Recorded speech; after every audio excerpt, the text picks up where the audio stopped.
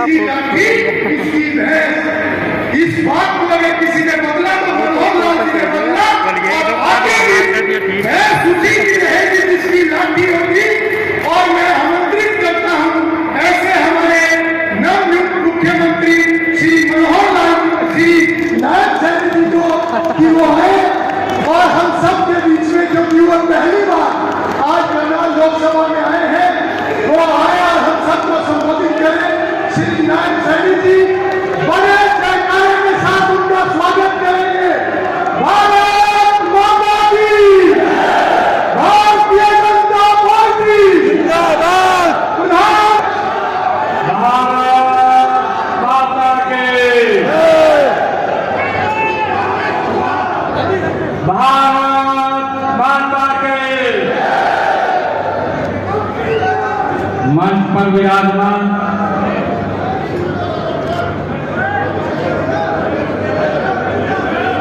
एक ऐसा व्यक्तित्व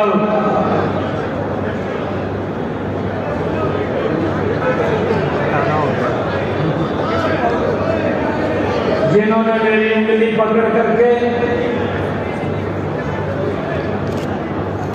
इस राजनीति के अंदर लेकर के आए हैं। मुझे तो ये मालूम भी नहीं था कि मैं चुनाव लड़ूंगा। मुझे ये भी मालूम नहीं था कि मैं विधायक बन जाऊंगा। मुझे ये भी मालूम नहीं था कि हरियाणा सरकार में मंत्री बन जाऊंगा। मुझे इस बात का भी इल्म नहीं था कि मैं कुरुक्षेत्र से आकर के सांसद बन जाऊंगा।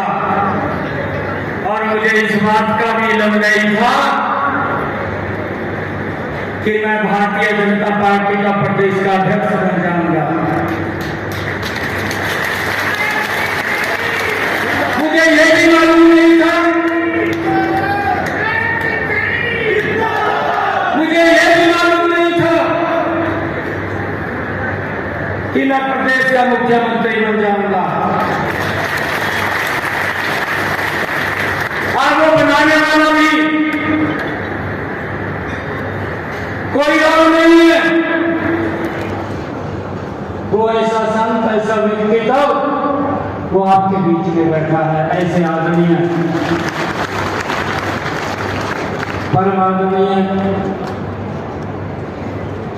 मनोहर लाल जी, सबसे लोकप्रिय नेता, भारत के यशस्वी प्रधानमंत्री आदरणीय नरेंद्र मोदी जी ने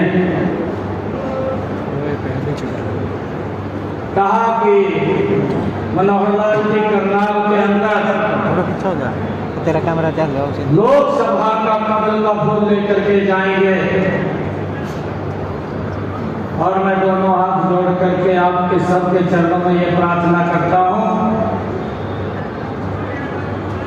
कि आप हर चीज को शरीर में रख करके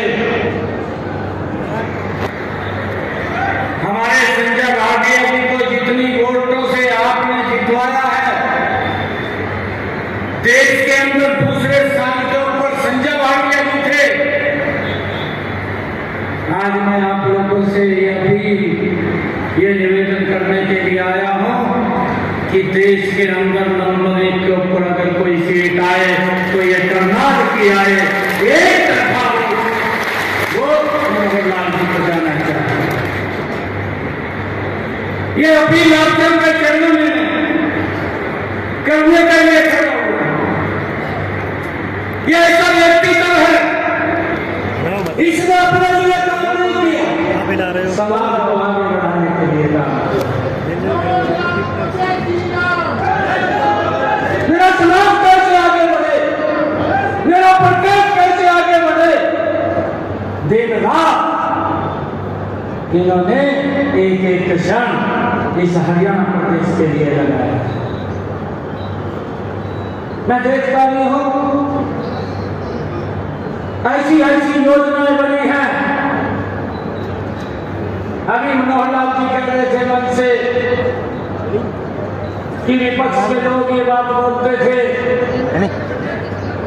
कि इनको राज चलाने का एक्सपीरियंस नहीं है। मैं चला जाऊँ नहीं दुखी होएगा। मनोहर लाल जी, मैं आज इस मंच से खड़ा होकर के ये करनाम की सरकारी बैठी है, जो सुविधा योजना आपने बनाई है, कैंसिल हो गया। कांग्रेस की 10 पीढ़ियों को समझ में नहीं आ पाएगी कि आपने कैसे कैसे लोगों तक सुविधाएं पहुंचा दी हैं, उनको समझ में नहीं आएगा।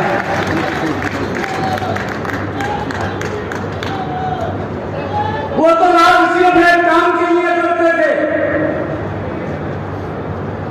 उनकी सोच एक रहती थी कि मेरा परिवार कैसे आगे बढ़े, वो प्रदेश के बारे में नहीं सोचते थे। और आपकी सोच तो वो है कि मेरा कार्यकर्ता कैसे आगे बढ़े, मेरा प्रदेश कैसे आगे बढ़े, इस सोच को लेकर के आप काम कर रहे हैं। और आपने हरियाणा को एक नई दिशा देने का काम किया है। मैं सोच रहा था मंच के ऊपर आदरणीय मुख्यमंत्री जी बोल रहे इनके भाइयों से मिलने का, और मैं तो वहां देखता हूँ खेत के अंदर, जैसे गांव के अंदर सुबह सुबह लोटा लेकर के अब बाहर घूमने जाते हैं। वो छोटा गांव मिर्जापुर का ढाणी, नारायणगढ़ माला जिले की खेतों में ढाणी, पिताजी सेना में थे, खेती का काम परिवार के बाकी लोग करते थे। सामान्य पढ़ाई करके पार्टी की सेवा में 1995 में आ गए थे, और पार्टी की सेवा करते करते लगातार विधायक बने, मंत्री बने, सांसद बने, प्रदेश के अध्यक्ष बने, और अब प्रदेश के मुख्यमंत्री हो गए। तो मैं आज आप सबकी ओर से मैं अभिनंदन करता हूँ अपने मुख्यमंत्री,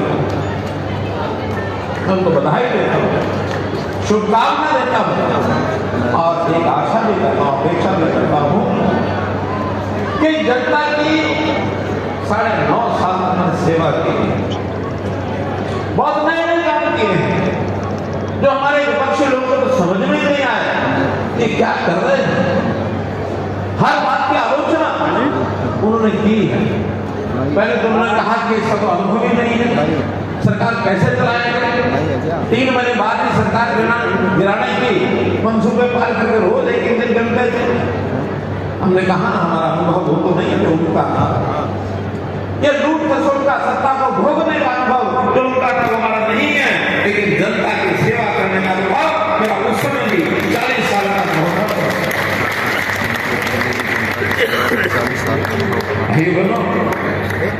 जनता की सेवा की है, नए नए कार्यक्रम प्रयोग किए हैं। विपक्षी लोगों ने उनकी आलोचना की, और मैंने एक अपील भी की विपक्षी लोगों से कि जो आप आलोचना कर रहे हैं, चाहे वो पोर्टल की कर रहे हैं, चाहे परिवार पहचान पत्र की कर रहे हैं, चाहे आप प्रॉपर्टी आईडी की कर रहे हैं, मेरी फसल मेरा ब्यौरा की कर रहे हैं, मेरा पानी मेरी विरासत की कर रहे हैं, कितनी स्कीमें हम आएंगे तो खत्म कर देंगे। मैंने कहा देखिए मैं अपील करता हूँ इस बात पर जारी रखना, चुनाव पर जारी रखना, खत्म कर देंगे। और इनका लाभ जिस जनता को हुआ है, जब जनता को लगेगा कि जिस पोर्टल का, जिस ऑनलाइन सिस्टम का हमको लाभ मिला उसको कांग्रेस आके खत्म कर देगी, तो निश्चित रूप से जनता उस कांग्रेस को खत्म कर देगी इस लाभ के लिए। अब उसके बाद थोड़ा सा संभल गए, अब वो खत्म करने की बातें कम करने लगे धीरे धीरे, अब मतलब हिम्मत नहीं करते। और अभी भी उनको ये नहीं पता लगा, कभी देखते ही नहीं है। हम कहते हैं हमारे पोर्टल को एक बार खोल के देख लो कि क्या है उसमें, बहुत चीजें तो हमने विचार भी नहीं की। अब हमने एक दयालु स्कीम चलाई, उस दयालु स्कीम में भाई बहनों जिस गरीब परिवार के किसी भी व्यक्ति की मृत्यु हो जाती है, चाहे छोटी आयु में हो, कमाने वाली आयु में हो, 60 साल तक उनके परिवार को सहायता देते हैं, ताकि कोई रोजगार करने वाला घर से बात अपनी चला गया उसको 5 लाख रुपए सहायता तुरंत देते हैं, और इसके ऊपर कम से कम 400 करोड़ दे देते हैं। मुझे खुशी के आते ही पहला बटन वाला मुख्यमंत्री जी ने 2200 परिवारों को, उनके परिवार जन चले गए थे, 2200 परिवारों को बटन दबा करके 108 करोड़ रुपए का जो पुण्य का काम सबसे पहले काम ये किया। मैं अपील करता हूं मुख्यमंत्री जी से कई चीजों को रुकने मत देना, इन चीजों को आगे बढ़ाने में पूरी ब्यूरोक्रेसी सहयोग करेगी। जिस ब्यूरोक्रेसी के बारे में कहा जाता था कि ये जो मेरी पकड़ में नहीं है, ये वो नहीं है, उस ब्यूरोक्रेसी ने दिन रात काम करके चीजों को बहुत आगे बढ़ाया, व्यवस्था करने बहुत काम किए हैं। हाँ, इनका जो नटखट था उसके खिलाफ उन्होंने कार्रवाई भी की है, उसको डिसमिस भी किया है, उसके खिलाफ रूल 7 की जांच भी की है, लेकिन सब अफसर या सब ब्यूरोक्रेसी खराब नहीं की, अच्छे लोग भी वो सहायता करेंगे। और इसमें कहीं भी मनोहर लाल आगे कुछ भी रहे, हरियाणा की जनता की सेवा करने के लिए कोई काम जो अभी तक चला रहे हैं, आगे नए काम करने उसमें दिन रात 24 घंटे मैं अपने छोटे भाई हमारे मुख्यमंत्री के सहयोग के लिए खड़ा हूं। और ये पूरी हरियाणा की जनता ये मेरी आराध्य है, इस मिट्टी में जन्म लिया है। 2,82,06,995 आपका ये संख्या क्या है? ये आज की आबादी है। हर दिन आबादी का हमको पता लग जाता है, उस परिवार पहचान पत्र के माध्यम से इसकी आलोचना करते हैं, हर दिन उसमें आंकड़ा बन जाता है, नए लोग उसमें एंट्री होते हैं, जो उसमें से भगवान को प्यारे होते हैं उसमें बाहर हो जाते हैं, नए जन्म लेने वाले बच्चे का भी हर दिन एंट्री हो जाती है। कोई जमाना था जब 10 साल के बाद सेंसस होता था, अंदाजे लगा के पॉपुलेशन गिनी जाती थी, और अब तो वो 2011 के बाद अभी तक 2024 आकर गिनी ही नहीं गई। कोविड आ गया, बुखार आ गया, हमने हरियाणा को इस लेवल पर खड़ा किया। आज हमारे दूसरे जो प्रदेश हैं वो इस बात की नकल करने लगे कि हरियाणा के प्रोग्राम को लागू कैसे करें। आज मुझे उन उपलब्धियों को जाने की आवश्यकता नहीं है। मैं तो एक और जो अगली बात कहने वाला हूं कि जब मैंने मुख्यमंत्री के नाते अपने आंखों के सामने एक नए उत्तराधिकारी के रूप में देख लिया कि नए मुख्यमंत्री में आ गए खुशी का एक कारण, और उसके बाद विधानसभा में मैंने करनाल विधानसभा से त्याग पत्र दिया।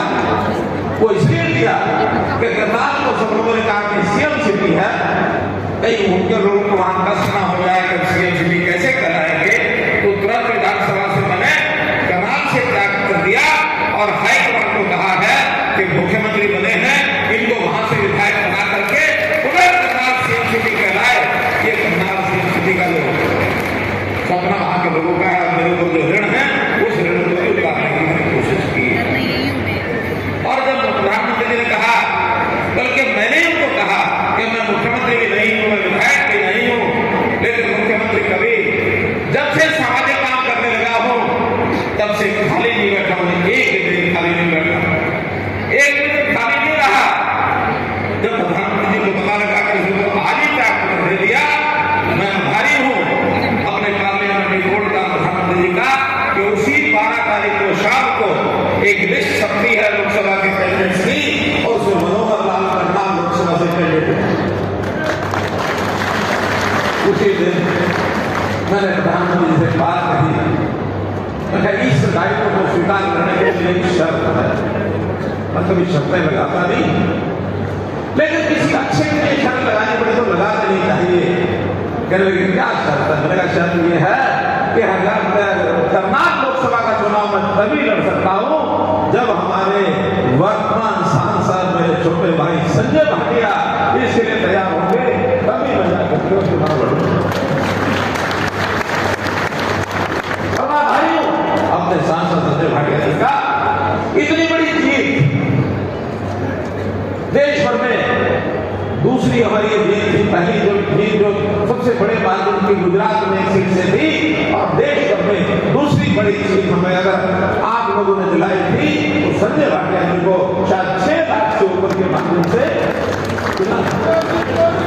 6.5 लाख के माध्यम से और आपने सांसद बनाया। अब इतनी बड़ी संख्या में लोगों को भी मुझे चिंता करनी है कि उनका भी दिल न टूटे, तो उनके दिल ही संजय भाटिया जी को तैयार करना। मैं आभारी हूं संजय भाटिया जी का, इन्होंने एक क्षण नहीं लगाया, इन्होंने कहा कि हाँ, अगर आप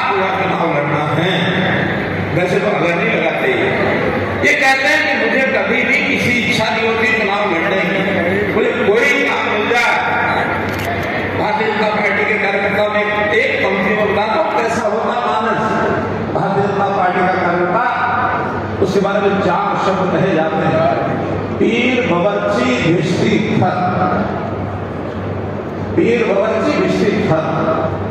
पीर का होता है कि बड़े से बड़ा काम मिल जाए।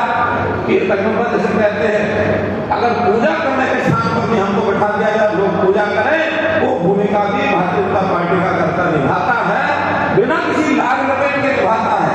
अगर समाज के हित में ये है तो मेरा जो करना कर लो। बावर्ची कहते हैं खाना बनाने वाला, भिष्टी कहते हैं पानी पिलाने वाला। कि अगर ऐसा भी सामान्य काम में लगेगा, सात सुख को स्वीकार करेंगे। और चौथा शब्द होता है उसको कहते हैं खर। खर का शाब्दिक अर्थ होता है गधा। अब गधा तो भगवान ने मनुष्य का शरीर दिया है, गधा तो नहीं बनते, लेकिन गधे का काम होता है बोझा ढोना। अगर मुझे बोझा ढोने का काम नहीं दिया जाएगा तो अपनी पीठ पर बोझा ढो करके भी काम करके और इस देश के समाज की सेवा करने का काम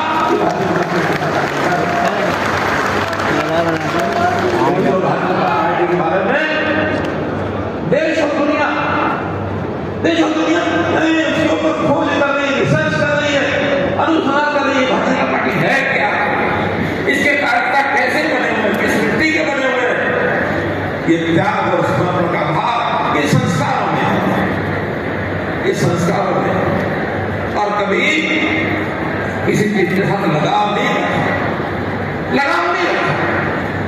एक बार एक बहुत ही जिसको कहना चाहिए